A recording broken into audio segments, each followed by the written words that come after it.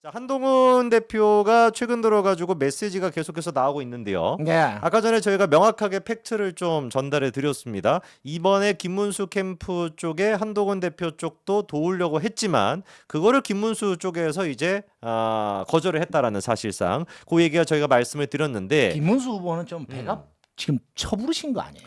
배가 부를 때가 아닌데 배가 불러 있네요. 많이 마르셨던데. 많이 말하셨죠. 지금 배가 부른 저런 배가 부를 행동은 때가 아닌데. 아니에요. 본인이 처음으로 보수의 대통령 후보가 되니까 뽕이 차는군요. 그것만으로 되게 만족스러워하시는 것 같아. 내 느낌에는. 사람이 이게 여러분, 뽕이 그게 찹니다. 네. 자, 준비된 대통령이라고 하는 이재명 한번 보십시오.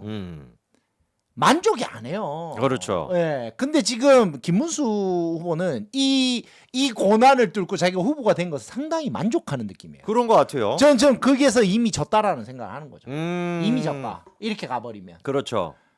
배부른 사람에게는 기회가 없습니다. 그렇죠. 절박해야죠. 절박하고 완전히 무릎을 꿇고 대국민 사과부터 시작하고 정말 후보를 안 낼 당이지만 정말 염치 없이 후보 냈습니다. 그렇죠. 죄송합니다, 국민 여러분. 한 번만 더 기회 주십시오. 라고 대국민 모자라요. 사과부터 하고 그 관련된 모든 친윤 세력들 다 단두대에 처형하는 모습들을 보여주면 그렇죠. 그러면 국민들이 야, 그래도 뭐 생각은 있네. 이렇게는 안 하겠습니까? 그렇죠. 근데 그나마 그거 안 승산이 해? 있죠. 그것도 안 해요. 은근슬쩍 넘어가? 뭐 남친이야? 잘못해도 은근슬쩍 넘어가게? 요즘 남친도 안 그래요. 헤어지죠. 예, 차이죠. 차이죠, 바로. 맞습니다. 근데 지금 말씀하시는 것처럼 그렇게 해도 모자랄 판인데 다시 윤호개인을 가지고 대선을 치르겠다고 하니 미래가 있겠습니까? 커피가 쓰다고. 이게 카라멜 진짜 마키아또 톨 사이즈로 주세요. 인생이 씁니다. 써요. 인생이 씁니다. 그래서 우리 한동훈 대표도 이렇게 메시지를 냈습니다. 곧 띄워주시면은요. 친윤들이 이재명에게 꽃길을 깔아주고 있다. 권건희 등 권건희네요. 권건희. 아유, 권건희.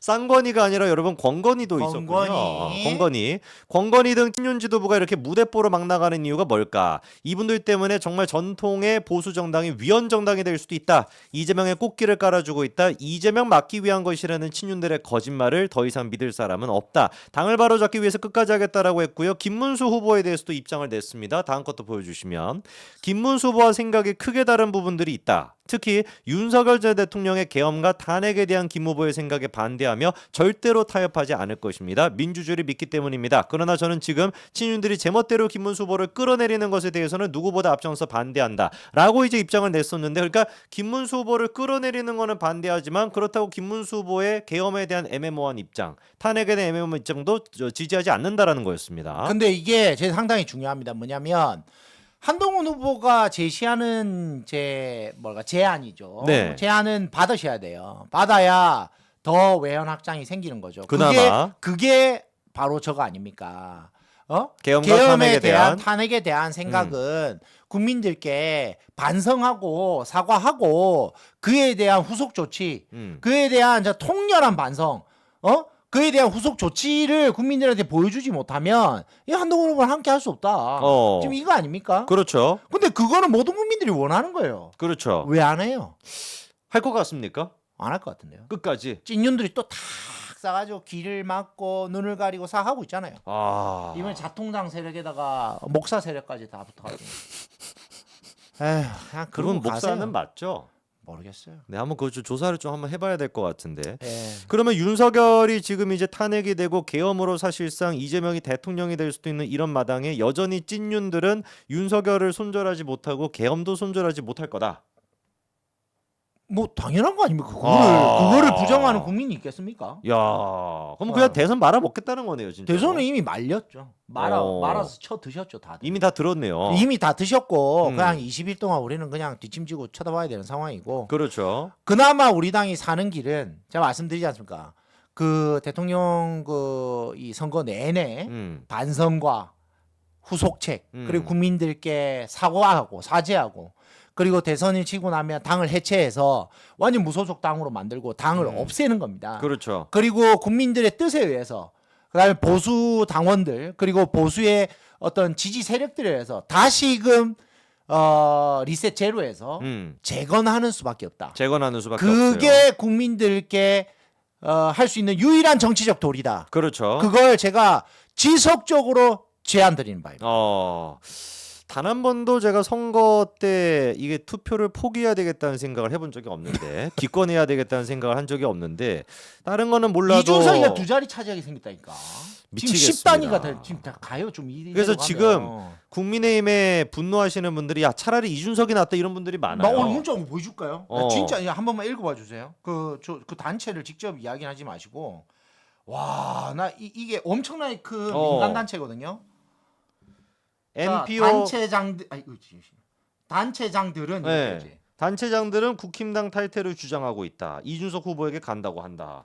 사실 이게 그런 지금 사람들 현실이에요. 많아요. 지금 네. 현실이에요, 여러분 지금. 정말 야 차라리 이준석이 낫지 않냐 이 정도예요 지금. 이준석 그러니까 이준석은 저 정치적인 뭔가 가치라든지 그다음 정치적인 뭐랄까 유의미성 의미가 전혀 없는 캐릭터이고 향후에도 그럴 것인데 그냥 사이드에서 그 뭐랄까 틈새 시장을 노리고 항상 거기서 뭔가 주워 먹을 걸 생각하는 그렇죠. 그런 그 뭐랄까요 하이에나 같은 존재다. 하이에나죠. 정치의 하이에나다.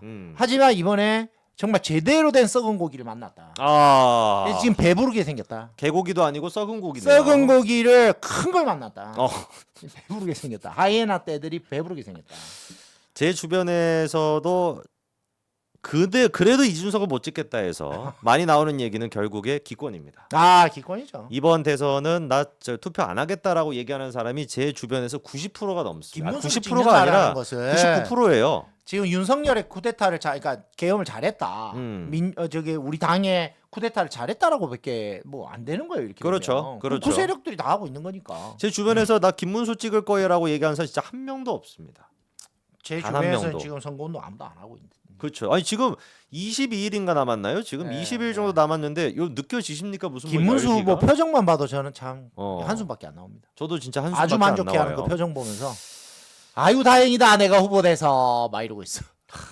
최소한 아까 전에 우리 변호사님께서 진단해 주신 것처럼 한동훈 대표가 얘기한 것처럼 이 계엄에 대해서 잘못됐다라고 명확하게 입장을 밝히고 윤석열을 탈당이라도 시키는 강력한 상징적인 조치라도 해야 그래야지 국민들한테 뭔가 얘기할 거라도 있지. 아니 저희가 이번에 김문수를 찍는다라는 거는 계엄에 그냥 동조한다라는 것밖에 안 되는 거예요, 사실상. 역사의 단죄를 받게 됩니다. 그렇죠. 여러분, 아닌 건 아닌 거잖아요. 아닌 건 아니죠. 아니고 아니면 그냥 스스로 그 죄를 스스로 물어야죠. 그렇죠. 그래서 당이 해체되고 역사 속에 사라져야 됩니다. 맞습니다. 그런 과오를 저지른 사람들 다 역사 속에 사라지고 그렇죠. 다시금 재건하는 겁니다. 예. 그래서 한동훈 대표도 이 부분에 대해서 정확하게 입장을 냈습니다. 다음 거 한번 보여주시면 김문수 후보한테 세 가지를 요구를 했습니다. 첫째, 계엄과 탄핵 반대에 대해 진심으로 국민들께 사과하고 입장을 분명히 해야 된다. 둘째, 윤석열 전 대통령 부부와 단호히 절연해야 한다. 셋째, 김문수 후보께서 경선 과정에서 한덕수 총리와의 즉각 단일화 약속을 내걸고 당선되신 점에 대해 이것도 사실 중요한 얘기입니다. 김문수 후보도 거짓말한 거예요. 네, 거짓말했어요.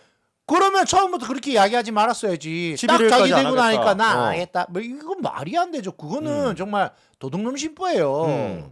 그럼 차라리 그 한덕수 후보를 처음부터 토론회 때 경선 들어와라. 경선에서 당당하게 붙지 못하면 후보 자격 없다. 그렇죠. 라고 왜 말 못했습니까? 그런 얘기 안 했죠. 즉각적으로 왠지 아세요? 단일화하겠다고 왠지 했죠. 아세요? 당시에 홍준표처럼 친윤들 눈치 보고 있었던 거예요. 그렇죠. 김문수 후보가 솔직히 모든 언론들이 이야기하잖아요. 뭐라고 이야기해요? 당내 조직이 없다, 팀이 없다 그렇죠. 이야기하잖아요. 그러니까 겁나는 거야. 그렇죠. 돈 받을 데가 없거든. 그렇죠. 그러니까 어쨌든 친윤들 끌어안겠다. 지금 그러니까 사실 김문수 후보 같은 경우는 친윤들도 벼르고 있을 거란 말이에요. 김문수 후보는 그냥 20일만 하고 집에 가야 돼요. 이게 여러분 현실입니다. 친윤들이 어쩔 수가 그냥 없어요. 그 딱 처리해가지고 분리수거해서 버릴 거예요. 그러니까 저희가 얘기하는 게 이게 대선을 위해 가지고 우리가 내부 분열 뭐 이런 지금 무슨 이야기를 할 때가 아니라 쓸데기 없는 소리 할 때가 아니라 대선 이후에 당권을 어떻게 가져올까를 지금 사실 고민을 해야 되는 겁니다. 그러니까 그 친윤 세력들을 내가 계속적으로 이야기하는 게 그거지 않습니까? 그 이선 후퇴. 네. 그 뭐 국회의원 자체를 안 했으면 좋겠는데 한다 그러면 이선 후퇴. 그렇죠. 그럼 당권을 한동훈을 통해서 당 조직을 새롭게 정비. 그렇죠. 그다음에 세대 교체. 그렇죠. 이 모든 것들을 동시에 진행하지 않으면 우리 당은 정말 형편없는 당이 되는 겁니다. 맞습니다.